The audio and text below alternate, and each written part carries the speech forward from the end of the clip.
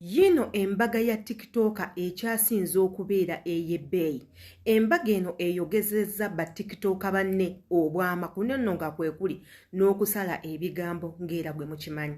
Era nga gwe kennyini agenda okulaba akatambi kano. Naawe njagala weewulirireko ebigambo bino oleme kugamba bannange Sheila Adita ye yayogedde ebigambo, ye yasaze ebigambo wabula ng'ate era njagala obbabuuzaako yonna gye musinziira okulaba obutambi bwange bunene. No, just not I appreciate you guys. Mwebale ku subscribinga, mwebale kulaba videos neno, mwebale zilikinga, mwebale commentinga, je mukoma okomentinga, je nkoma okumanya endowooza zammwe ku butambinga buno ate era je nkoma okubeera eno nembera nga imbafumbira ebyo bye tuyita hot cake, amawulire agakabi ennyenye nnyo, imbagala nnyo mundi ku mutima. Wabula gwata naba subscribinga, videos bwezi zijja kubanga zikuyitako. Kyolina okukola twegatteko nga okwata ku kigambo subscribe atera okwatene ku notification bell. Tugendako wali mu mukolo ogwakabi anti mwana muwala abadde crush w'abangi nga nkugamba nga every man on that app on TikTok nga yegomba kubeera bawa Maria. Naye munange ebintu byabasaze, ekisajja kyavudde gye kyavudde ne kitutwalako omwana waffe ow'obuwala omulungi crush w'aba TikToker abasajja abasinga. Mariam ono afumbiddwa. I congratulate you. Webale kutuuka ku mukolo ku makula, webale kukola mukolo n'otagenda fa n'otagenda muwawa. You know beautiful girls temutera kufumbirwa, naye for you if you brought your man home ne bakutwala mu butongole munang, that's a very big achievement. Obeera toswazizza bazadde, teekako n'ekitiibwa ky'ennyumba yo. Kakati fe abali eno aboogera bye twogera tuleke, don't mind us. Don't mind us. Abamu kufe batwebakako bwe basini bagenda. Yes, naye gwe bakututte mu mateeka. Tugendako mu butambi tulabe omukolo gw'ono omwana bwe gwabadde ate era tubeere nga tukomawo with interesting news oba updates ezikyakwata ku mukolo gw'ono omwana. Katugendako mu butambi ate era tubeere nga tukomawo.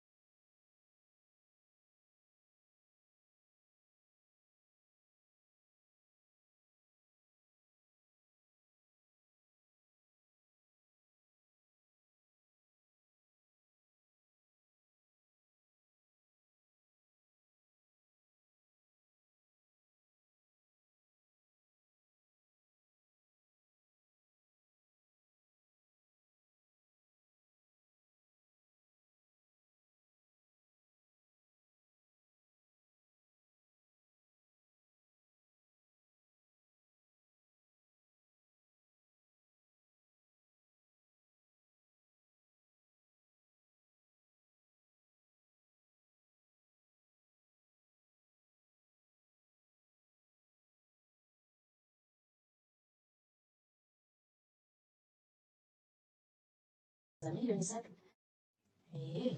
Akati munnaye badde ati nkugamba. Mwana muwala nga bateesa mahali ndoza milioni 3. Omusajja gaze yazina zo milioni 3. Kubanga era sinaye mugamba munana wakiriyandize ne 5. Na mugamba amsalire ko bajukira mahali bagateesa ate abagasalako. Bagateesa ko even before the mukolo. Nefe na tete tasize tumala mu magezi. Mwana kutuka ku mukolo nga bakoba mazo kuya bagenze kuwowa. Omwana nagamba agala milioni 8. Banga kabega iliyo omwana. Kabega iliyo omwana naganda. Ebyo mpulide bagamba kusimanya ngambo. Simanyanga mbu Mariam gaita yamuwa sente so yagaza omwana nedda nga niba nebe nyinyi eperekezebe yabasabye mitwala 3 ga kwambala gomesi na mitwala 2 ngenda kuweza gomesi yabagambe mitwala 3 simanyanga mitwala 10-15 nenga gomesi zo zaba zizo sente dala gomesi ye 15 nga yababuuza mwana gwe oli omwana bekoleddwa omusolo ku mukolo gwawe kale yanoonya omukolo gwe gwatambudde mu mukolo gwawedde kilo sawa 5 abakonga besoza tebamufuye wadde 10 nga bazesoza ndozi wa yamahali bino bibafuwa abagole bafuwa sente bazimuwaddamu mahali kwajjukira omukuya kujja kubyawo Obwama ne beenoonya ssente ng'omwana akaaye ne bagezaako okubuuyabuuya omwana ne bamugamba banaye Mariam kale akirikkiriza munneesi otingira eyo omwana yagaanye baabadde bagenda namuleka mu kitaala abako bagendagenda nga nti bibasobedde ssente tebaziweza omwana alemeddeko era yakkiriza econdition nti mu mwezi gumu bamuwa miliyoni z'ebbiri ezasigadde bamuwaddeko omukaaga mbusibe okusoose ng'akikola yakakikola abako babiri ng'amaze mubakozesa puroguramu biki bwe bajja naye kuba emikolo amahali ekyatuweddeko munnange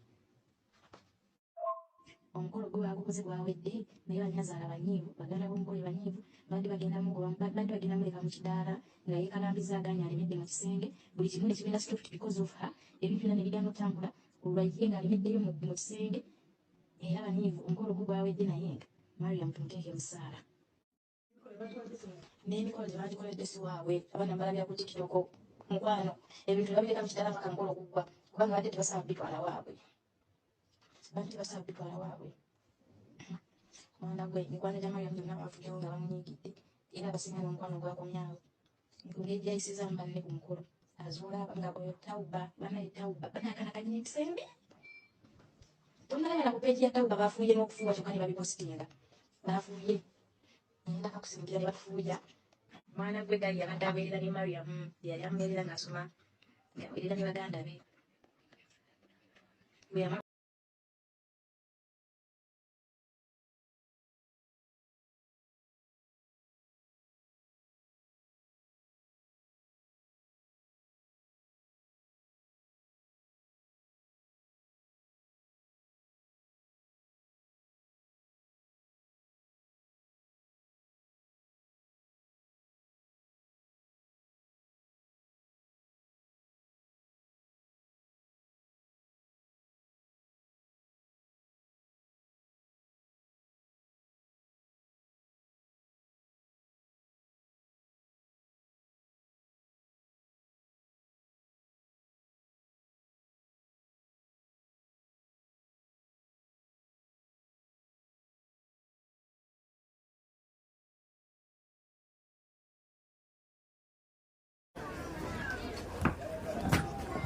أعوذ بالله من الشيطان الرجيم بسم الله الرحمن الرحيم يا مريم اقنتي لربك واسجدي واركعي مع الراكعين يا مريم اقنتي لربك يا مريم يا مريم يا مريم قلتي لربك واسجدي واركعي مع الراكعين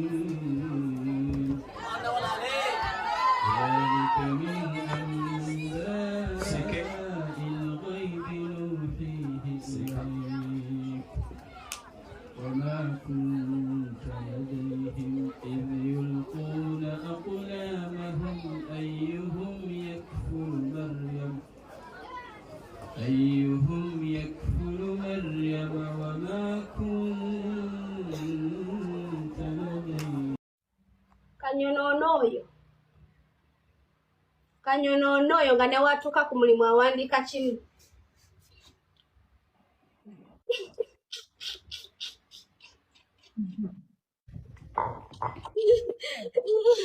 kanyonono oyo nga newatuuka ku mulimu awandiika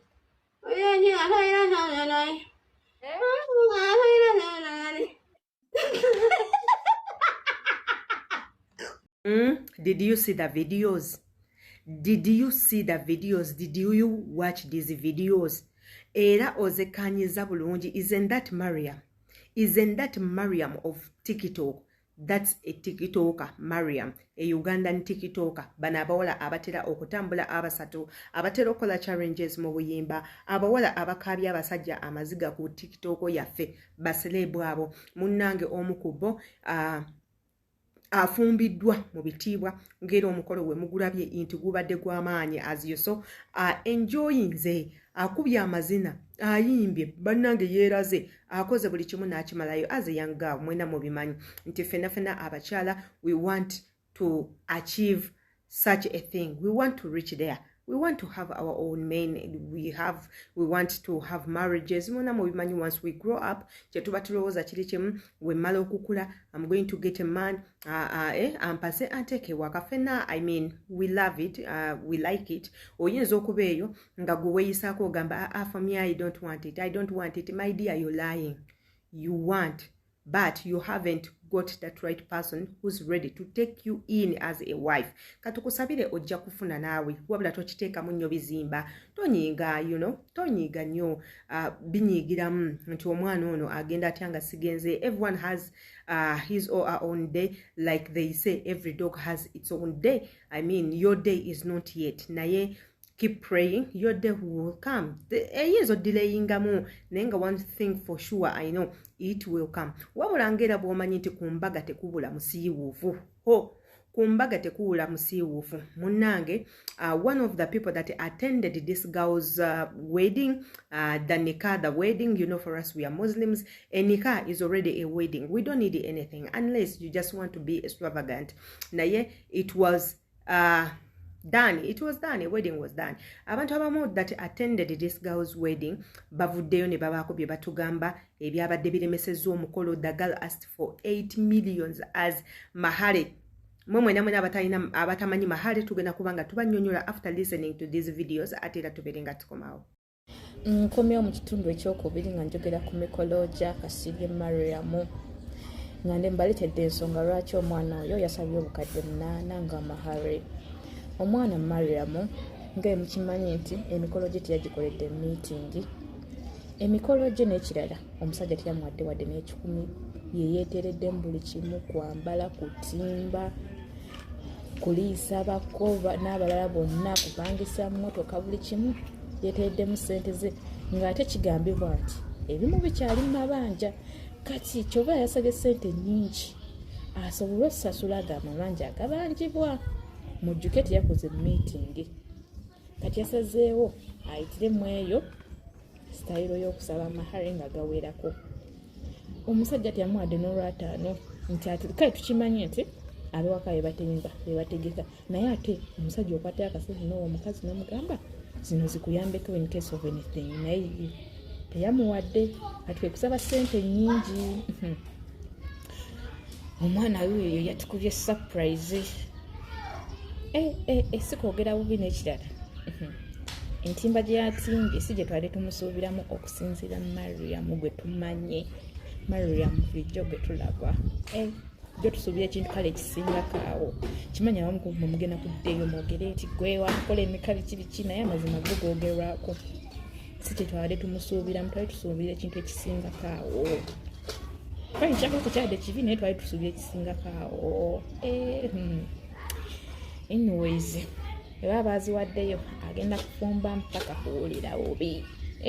Anti oluvayo bwino zisasula. Bannange mmwe mwasibye mutya? Mbaleetedde olugambo olwabadde ku mikolo gya Mariam naye kyasinze okunkuba ewala. Omwana Mariam nga tasaba amahari ga bukadde 8. Yasabye amahari ga bukadde 8. Omusajja n'atandika obwama. Ozambi omusajja ati nga tagalina. Mutabani wa Falaawo kayimusobere ate ng'alina ozikola ki? Oziwaayo ng'omwana zaayagala. Anti bagenze ne bateeka emikono ndowooza nga mwagirabye. Ndowooza nga beetaaga okuzzaawo akasente ke baspendinze mu kutimba ng'omanyi nti omuwala be batimba bateekamu ebyo byonna byonna. Ndowooza ensente ze yasabye basobole okubizzaawo. Kigambwe n'okutimba kuliwo sikwe twabadde tusuubira. Sheila Adita is my name. Nsiba mbagamba nnyo Sheila Adita is my name. For those who are new nga obadde tomanyi, Sheila Adita is my name. Yenze the beautiful Sheila Adita gw'osibola bako screen yo all the time. Obutambi obwo ndowooza mubuwuliriza bulungi nnyo, njagala mmanye gwe kyolowooza gw'omuntu omu ku abo abagenda ku mikolo gy'abantu ne mutandika okugeya abantu. What are your intentions? Why did you go there in the first place? Ng'okitegedde nti nno tojja kunyumirwa. Why are you attending someone's wedding that you don't like? As in, mutwagaza ki you people, mutwagaza ki, lwaki mwagala nnyo tuboogereko? So buli muntu aba n'ekyo ky'ayagala ku mutima. I may sit here nentegeka omukolo gwange nga I have things that I do want to happen on my party, or a wedding, or a birthday party, or a shower party, or a baby party, any party nga nina bye njagala. So I'm free to decide.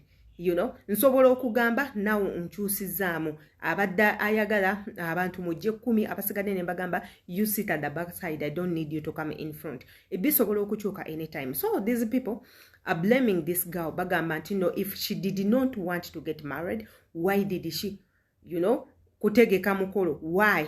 Why did she prepare for this wedding?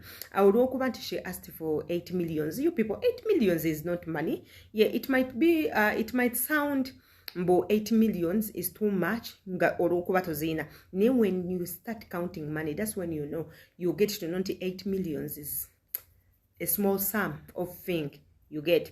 So omwala ngoyo, and we have our worth. You know, she's a girl, she's a lady, a very beautiful girl. Abadde yeteka musente all away omusajja ono singa tasanze nti mwana ono abadde n'omutindo gwe yetekako sanga teyandi mukwanye, teyandi bleedinze kubeera wonti no ayagala amuwase ABCD. Nayo olw'okuba amusanze anyirya, that's why yalemeddeko abeere ng'amuwasa. And for her, she wanted to be appreciated as a girl. Nti munange onsanze ndabika bulungi, can you afford this and this and this? For us, we are Muslims, batukkiriza to ask for anything that you want, anything you want. Mulimu abasaba emmotoka, mulimu abasaba ebyapa, mulimu abasaba amayumba, abasaba businesses, abantu basaba ebintu ngafe abaana abawala. Lwaki kabeera kasiimo ko nga ggwe omwana? Tekaba kasiimo ka taata oba ka maama, akasiimo k'abazadde kalala n'akasiimo k'omugole kalala. So if the man yavudde na complaining anti banange omukazi yansabye sente nyingi, twandigambe nti naye he did not complain, meaning yabadde akimanyi kyakola era he was able and capable of spending that money on the lady gwayagala okuwasa. So I don't want you guys to take it as a big deal nti olwokuba omwana yasabye 8 million. People ask for more than that. Mulimu abasaba okugenda Makka, you know, ne bakwata milioni 24 ne bazimusimba kumuteeka ku nnyonyi kugenda Makka kukola ijja. What of her? Ate nga she deserves it. Nze njagala nnyo abantu abewa ekitiibwa era abatayagala kusettlinga for less as Mariam, era nze nasanyuse nnyo nti yeetadde ku level gy'alina okubeerako ng'omukyala. Wabula nga gwoba olaba it's too much nga tokisobola, tukusaba naawe sigala eyo mu bitiibwa ate mulo tovaayo kwegatta kwabo abantu abagenda otuwogganira mutulumye emitwe mutuleetera okulowooza nti bannange tetulina kusaba bintu bye twagala olw'okuba tutya mmwe okubaako bye mwogera. So your opinions